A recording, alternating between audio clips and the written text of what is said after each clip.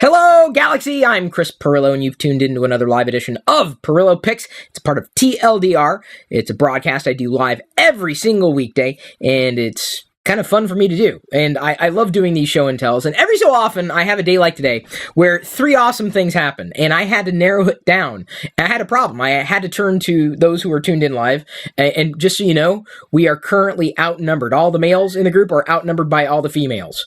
Nicole, Cassie, Liz, and Kimberly are in the chat, as is yakface.com, and Jedi is screaming in the other room, and Diana. They all voted. They said, I know, I'm doing it. I'm going to do it live. They voted. I gave them a choice. Do you want to hear about my new exclusive Funko Pop vinyl collection today? They're really nice. They weren't interested. Do you want to hear about what new action figures I might have in this box that was sent to me? Or do you want to hear my review, not of this 48-inch Stormtrooper behind me that I got 50% off and free when I used my gift cards? Or do you want to hear my review of the C-3PO comic that I got today that was finally released? And everyone pretty much voted for the comic. So I'm going to give you my review of the comic. All the other things I'll talk about in future Pirillo Picks. Don't you worry your pretty little head. In fact, you saw this last night if you watched the broadcast of Star Geek and I geeking out over the Rogue One trailer and talking for an hour and a half over a 2-minute video. Crazy. Okay, back to the comic. Hey, this is all Star Wars, folks. So it's all good. First, they were planning on releasing this closer to The Force Awakens, and I don't know why they did. It went through, the cover actually went through several changes, like they moved this around, they moved that around, the C-3PO this C used to be behind this C-3PO's head. I don't know if that would necessarily have held it back at all. There was nothing in reading the comic that I felt should have been held back, quite honestly. I don't know why. I don't have very good connections at Marvel right now, so it's not like I can reach out and say, I would like to ask you why it took you so long. However, today was the day. It was finally released. I'm so happy to have this. Hi, baby. Up? Okay. Well, since Jedi is here, Mommy is going to hold on to this, okay, and Daddy is going to pull up his digital copy of the comic. I have to preface this by saying one thing. This is a big thing. I posted a screenshot of the, or I guess a photo of the comic in social, and some included. No, baby, we can't open that. She wants to open the box, the Star Wars box, but we can't because they didn't vote for that. Maybe tomorrow. Okay. Well, now you have something to look forward to. Collector's Cantina ended up commenting, and he said he didn't like it, which kind of surprised me. And then someone else said that a lot of reviews or reviewers did not like the C-3PO comic. And this is like a stark contrast to my perspective, because I was like, wow, I really enjoyed that. In fact, I told Diana, like, after I read it, I'm like, it was really kind of cool. I really enjoyed it for a lot of different reasons. So, well, yeah, the people aren't really in there, but I talked to them. The microphone's on the side. That's the camera lens. Baby, you can't open it. I know you may want to play with the box, but I'd have to take out whatever was inside. So, can I talk about the comic again, Jedi? Thank you. All right, you can play with those boxes. You can play with these. Here, shake this. Shake this little Lego set. Or not. You got an eye on her? Yes. Thank you. Okay, this is a play shop, okay? We have it's take your daughter to work day here every day. I realized I'm not a comic connoisseur. I'm not an expert in comics. I just know what I like and what I don't like. And for the most part, I'd say that what I've liked and maybe not liked as much in the new Marvel series of comics that are all canon, that have been produced since, a while back, that I've gotten all of them. I've picked up all of them. There have only been a few of the smaller arcs or shorter arcs that I haven't necessarily appreciated as others. But the C-3PO comic, I believe, is an absolute must-read for a lot of reasons. 1, I liked the story. 2, I could hear C-3PO's voice come through loud and clear. 3, it's just one comic. Even though it's managed digitally, it's managed as a Star Wars comic, because there's Star Wars, the title Star Wars. There's Darth Vader. There's Poe Dameron now. There has been Princess Leia. There has been Chewbacca. C-3PO in the digital management tool shows up as a Star Wars labeled comic, not separate. It's just a one-off. And I just enjoyed it. When I started flipping through the pages, granted, these are the digital pages here, and hopefully I'm okay in showing these. I just like the idea that we are learning a little more about C-3PO, maybe not a terrible amount about C-3PO. I could hear his voice loud and clear. But I realized before they actually came through and said it in dialogue in the comic that this, oh, by the way, spoilers, I forgot. Spoilers, FYI. Well, I imagine if you're reading the review, you assume there's spoilers, but if not, hit pause, come back to it later. Pretty much the entire comic is comprised of the adventure between droids, and I liked that. I liked that a great deal. It was kind of fun. The second thing that kind of jumped out at me, and I don't know how this reminded me of the classic Marvel Star Wars comics, but the art and the style just reminded me of that for some strange reason. Not to say that they were done exactly the same, because they weren't. But I just thought that the art was classic.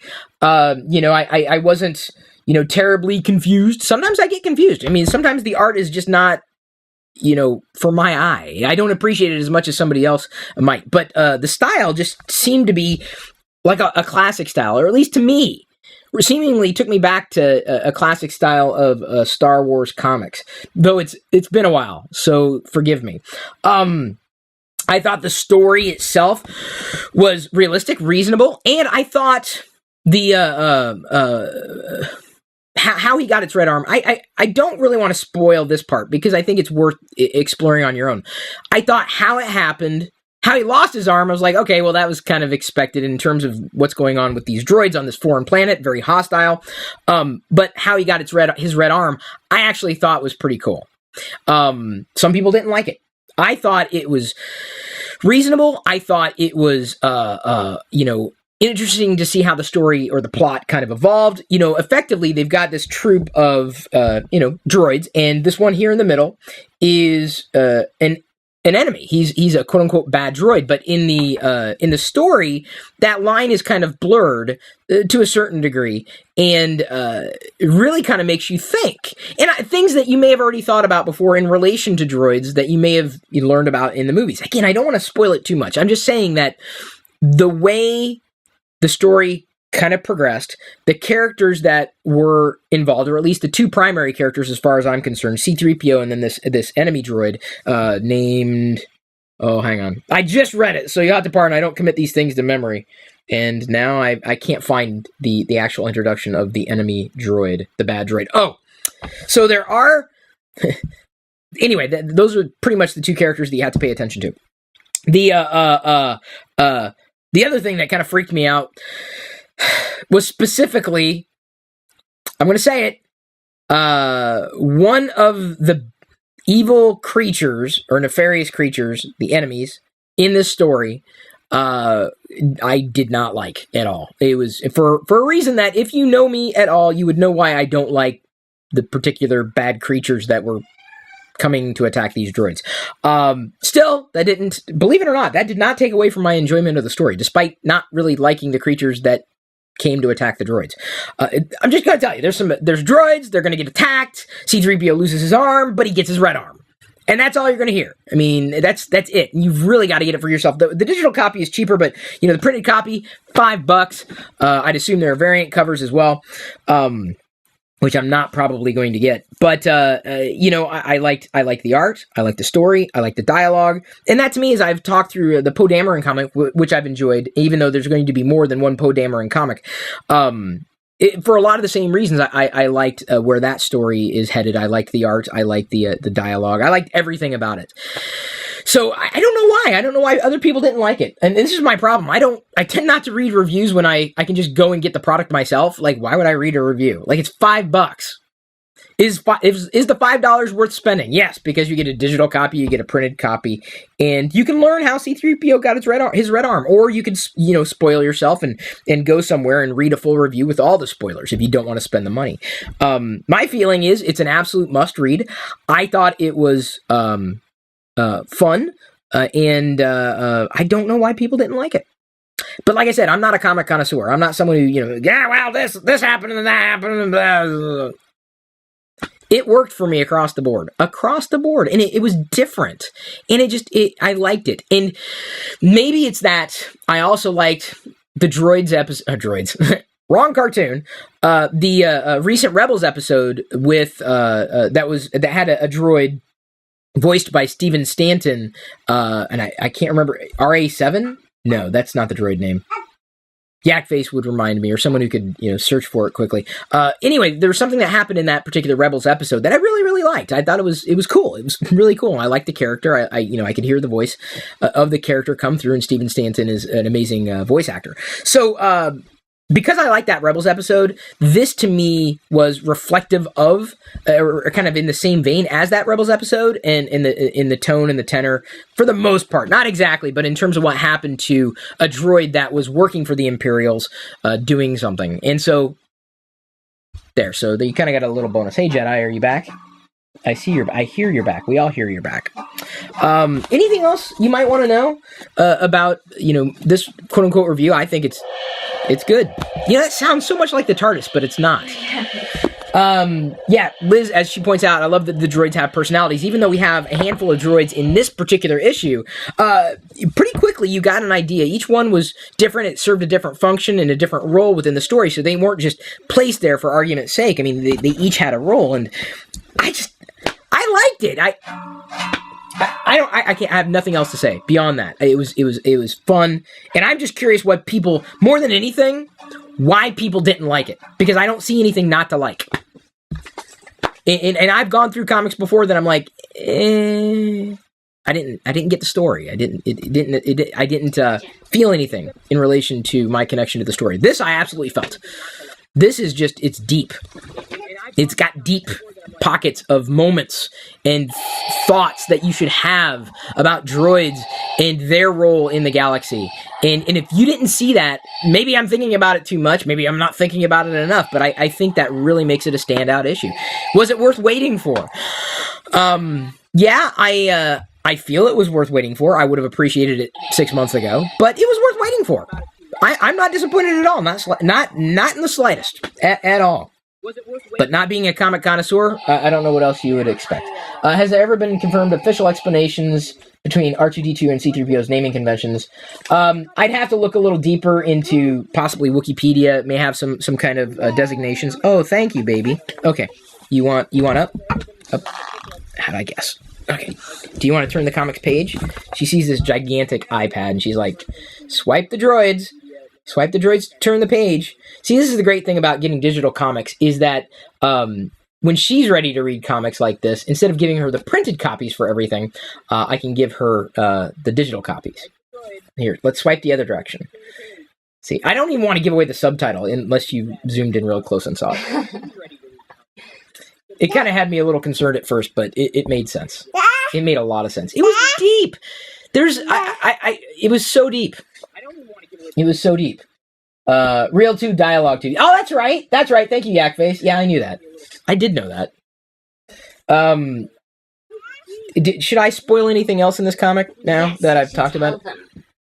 Or tell them to cover their ears if they don't want to. Okay. So, if you don't understand that droids have their memories erased, and the, they could be just rebooted effectively, or these droids are programmed in their their creators, and they're all interacting with each other without any kind of creators around or masters around. Man, it's just deep. Like the fact that they could have been on the same side at one point in time before their memories were erased, or their whatever.